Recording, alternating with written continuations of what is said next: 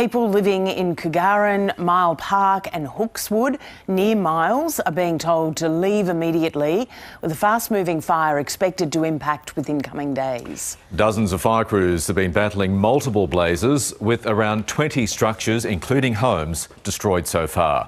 Many residents have spent a second night in evacuation centres, with some unable to return home to assess the damage. It seems very, very calm here at the moment, but there are still quite a few warnings current for both where we are, which is at Williambilla and Montrose. So there is still actually a watch and act condition here, as well as right across southern Queensland. So there's watch and acts for up at Mile Park, up near Miles. There's an emergency warning there.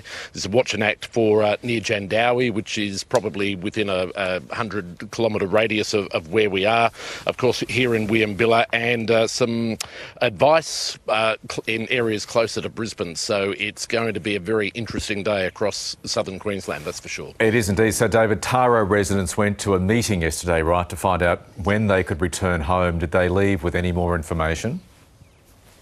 Well, they did. It was quite extraordinary, actually, because information has, for some residents, they've been able to tap in and find out early whether their homes have been destroyed or damaged, or whether they've remained completely unscathed. But at this meeting, it was so fire services addressed the crowd, but then afterwards it was basically a case of come up, give us your name, tell us what street you're in, and we'll tell you if your house is intact or if your house has been destroyed by fire, which seems quite cold, but that was the way the information had to be delivered.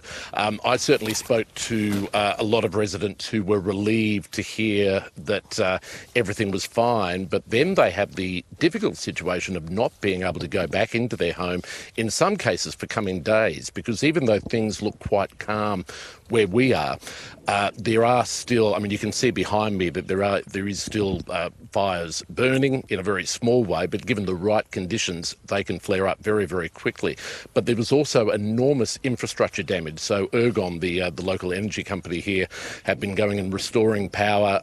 In some cases, they've had whole transformers which have been brought to the ground, so that's going to take a major repair. And in some cases, because of fallen power lines, it's just not safe to go back into these streets, even though the houses may be intact. So today, what we're expecting will be a lot of residents lining up, even though they haven't been contacted to tell them that they can go back into their homes, hoping that they can go in and feed animals, check on horses, and that's, pardon me, that sort of thing. So it's quite a tense situation for a lot of residents.